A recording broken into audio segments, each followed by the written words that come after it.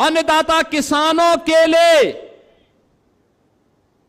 यहां पर बरसाती पानी और नदी के पानी को रोक करके बैराज का निर्माण हो बनेलिया मां के नाम पर। आज रोहिन में बैराज बन गया है। हजारों एकड़ खेती के लिए सिंचाई की सुविधा अब यहां से उपलब्ध होगी। यहां के किसानों की आमदनी कई गुना बढ़ाने में मदद मिलेगी। सड़कों का एक जाल बनाने का काम, बेहतरीन नेटवर्किंग का काम एक और ये हो रहा है, और दूसरी तरफ जिनको किसी ने नहीं पूछा, आजादी के बाद जिनको कोई अधिकार नहीं मिल पाया था, उन बनटांगिया गांव से जुड़े हुए लोगों को भी उनका अधिकार देकर के सम्मानजनक रूप से आगे बढ़ने के लिए ये डबल इंजन सरकार ने उन्हें पट्टा भी उपलब्ध कराया, उनका नाम मतदाता सूची में भी डलवाया और उनको सभी प्रकार की सुविधाओं से आच्छादित करने का काम भी किया है। मुझे याद है 2017 से 22 के बीच में श्री बजरंग बहादुर सिंह जी फरेंदा के विधायक हुआ करते थे। कई बार ये आए कि फरेंदा में बनटांगिया गांव है। ऋषि त्रिपाठी ने कई बार मुझे यहां के लक्ष्मीपुर के बारे में बताया। पंकज जी ने कई बार बताया। लेकिन बहनों और भाइयों, पिछली सरकारें गरीबों की कहां सुनती थी। गरीबों की पीड़ा को तो डबल इंजन सरकार, बीजेपी के डबल इंजन की सरकार सुन रही है और उसका समाधान भी निकाल रही है। आज बनटांगिया गांव में वो सब सुविधा है जो एक सामान्य राजस्व गांव में है। हर गरीब को मकान मिल रहे हैं, हर गांव के लिए कनेक्टिविटी है, हर गरीब के घर में शौचालय है, हर गरीब के लिए राशन की सुविधा है, हर गरीब के लिए स्वास्थ्य की, आयुष्मान भारत की सुविधा है, नौजवान के लिए रोजगार है। उत्तर प्रदेश पुलिस में जब भर्ती हुई, मैं देख रहा था कि महाराजगंज के भी हैं कि नहीं है। मैंने देखा कि सैकड़ों नौजवान महाराजगंज जिले से भी भर्ती हुए थे, सैकड़ों नौजवान महाराजगंज जिले से। जब मैं देखता हूं कि अब यहां का किसान सिंचाई की सुविधा भी प्राप्त कर रहा है, सरकार की योजना में ट्रैक्टर भी प्राप्त कर रहा है, बीज भी प्राप्त कर रहा है और उसकी उपज को खरीद करने के लिए क्रय केंद्रों के माध्यम से भी व्यवस्था दी गई है। अगर मार्केट में ज्यादा दाम है, किसान चाहे तो मार्केट में बेचे, अन्यथा सरकार उसको खरीदेगी। ये सुविधा भी अब हम लोग उपलब्ध करवाने का काम कर रहे हैं। अब कोई माफिया किसी गरीब की जमीन पे कब्जा नहीं कर सकता है, नहीं कर सकता है। कोई आपको धमकी नहीं दे सकता है, कोई जबरन आपके साथ नहीं कर सकता है, और बेटी की सुरक्षा में कोई सेंध लगाने का दुस्साहस भी नहीं कर सकता है, और गौ माता की भी कोई हत्या करने का दुस्साहस अब नहीं कर सकता है। बहनों और भाइयों, आज आप देख रहे होंगे जब से बीजेपी के विधायक बने या बीजेपी के सहयोगी दलों के विधायक बने, इन सभी जनप्रतिनिधियों ने अपनी अपनी विधानसभा में कई मंदिरों का सुंदरीकरण का काम भी करवा लिया।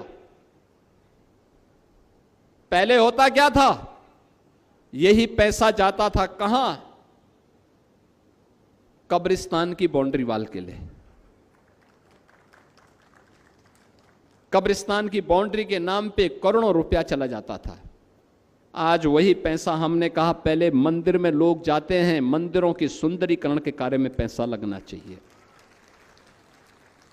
वहां जन सुविधाओं का विकास किया गया, बेहतर सुविधाएं दिलाई गई, विकास के कार्यक्रमों को तेजी लाने का कार्य किया गया। विकास आज सिर चढ़ करके बोल रहा है और ये काम तब संभव हो पाया। मैं लाख चाहता कि बनेलिया माई के स्थान पर, बनेलिया माई के नाम पर रोहिन में बैराज बन जाए, अगर आपका विधायक इस समय पे प्रस्ताव नहीं दे पाता, सही सांसद, सही विधायक आप नहीं चुनते, क्या ये संभव था? ये बन पाता? कभी नहीं बन पाता, कभी नहीं बन पाता। लेकिन आपकी एक वोट ने कायाकल्प करने का काम किया। आपका एक वोट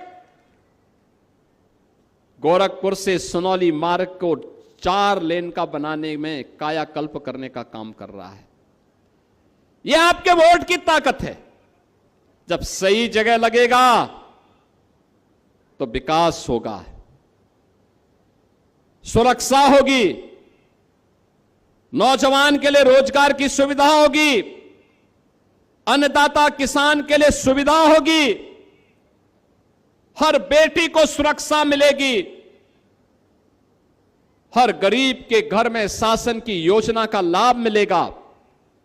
लेकिन जब यही वोट हम जाति के नाम पर बंट करके देते हैं, क्षेत्र के नाम पर बंट करके देते हैं, परिवारवाद के नाम पर देते हैं, तो उसी से माफियावाद भी पैदा होता है, अराजकता पैदा होती है, गुंडागिर्दी पैदा होती है, गरीबों की जमीनों पर, सार्वजनिक जमीनों पर कब्जे की दुष्प्रवृत्ति भी वहीं से प्रारंभ होती है। और डबल इंजन सरकार ने उसको रोका है। आज बहनों और भाइयों, आप देख रहे होंगे उत्तर प्रदेश में 17 के पहले जिस उत्तर प्रदेश में नौजवान के सामने पहचान का संकट था, कोई नागरिक अपनी पहचान उत्तर प्रदेश के बाहर देने में संकोच करता था, स्वास्थ्य की सुविधा नहीं थी, किसान आत्महत्या करने के लिए मजबूर होता था। आज वही उत्तर प्रदेश जिसको लोग बोलते थे कि बीमारू प्रदेश है, अब बहनों और भाइयों अब बीमारू नहीं है, भारत का सबसे अच्छा इंफ्रास्ट्रक्चर रखने वाला प्रदेश है यूपी आज के दिन पे।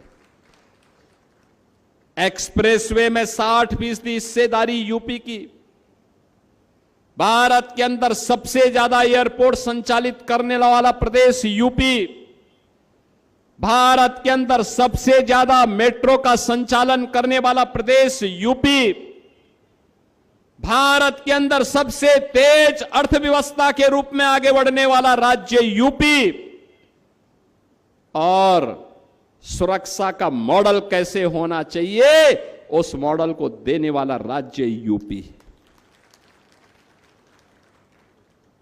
आज यूपी का नौजवान कहीं बाहर जाता है या यूपी का कोई नागरिक यूपी के बाहर कहीं जाता है, अब उसको अपनी पहचान छुपाने की नौबत नहीं आती। आज वो ये नहीं कह सकता कि अगर वह नौतनवा का है तो नौतनवा बताएगा, लक्ष्मीपुर का है तो लक्ष्मीपुर बताएगा, फरेंदा का है तो फरेंदा बताएगा, महाराजगंज मुख्यालय का है तो महाराजगंज, चौक का है तो चौक, श्यामदिरवा का है तो श्यामदिरवा, पनियरा का है तो पनियरा, निसलौल का है तो निसलौल, सुनौली का है तो सुनौली बताएगा कि मैं सुनौली महाराजगंज उत्तर प्रदेश का रहने वाला हूं, या मैं महाराजगंज जिले का रहने वाला हूं, तो सामने वाला व्यक्ति खुश होता है, उसके चेहरे पर चमक आती है कि वाह यूपी का निवासी है।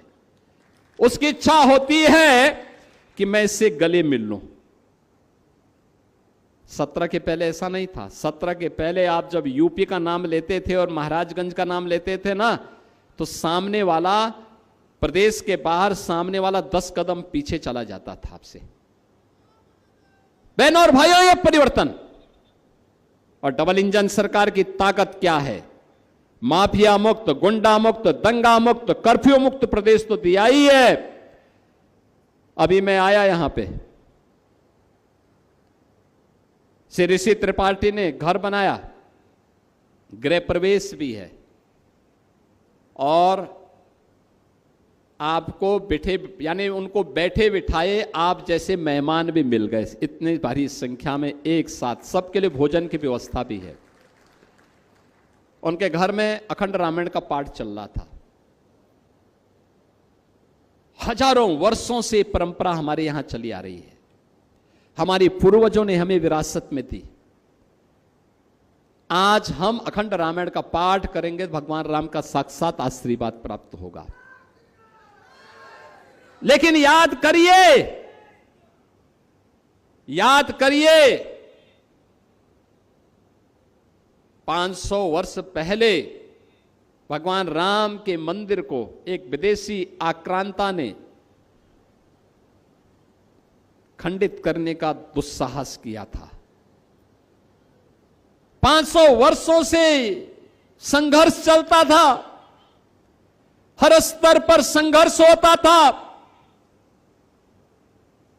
कहीं सफलता की गुंजाइश नहीं दिखती थी। तब भी राम भक्त कहते थे, यहां के भी हजारों लोग, हजारों नौजवान, हजारों राम भक्त जब भी हम राम मंदिर आंदोलन के दौरान महाराजगंज जनपद में आते थे, यहां के नौजवान, महिलाएं, बुजुर्ग, किसान, व्यापारी, हर तबके का व्यक्ति राम मंदिर आंदोलन के लिए आगे आकर के संघर्ष में खड़ा होता था। नारा गूंजता था, राम लला हम आएंगे, मंदिर वहीं बनाएंगे, लाठी गोली खाएंगे लेकिन मंदिर वहीं बनाएंगे। एक नारा गूंजता था, लेकिन राम मंदिर वर्ष दर वर्ष बीतते गए। बहनों और भाइयों, 492 वर्ष के बाद शिलान्यास हो पाया और 496 वर्ष के बाद प्रधानमंत्री मोदी जी के कर कमलों से अयोध्या में राम मंदिर में रामलला विराजमान हो पाए। आज दुनिया का सबसे बड़ा मंदिर अयोध्या में राम मंदिर खड़ा है। रामलला का आशीर्वाद हम सबको प्राप्त हो रहा होगा। जब यहां पे अखंड रामायण का पाठ हो रहा है, मैं देख रहा हूं साक्षात भगवान राम विराजमान होकर के आशीर्वाद दे रहे हैं। हनुमान जी महाराज आकर के आशीर्वाद दे रहे हैं कि भाई अब इनका पाठ करना सार्थक है, क्योंकि अब मेरा मंदिर भी बन गया है। एक दिशा में जब हम सोचते हैं, एक साथ चलते हैं, एक साथ आगे बढ़ते हैं, दुनिया की कोई ताकत आपकी प्रवाह को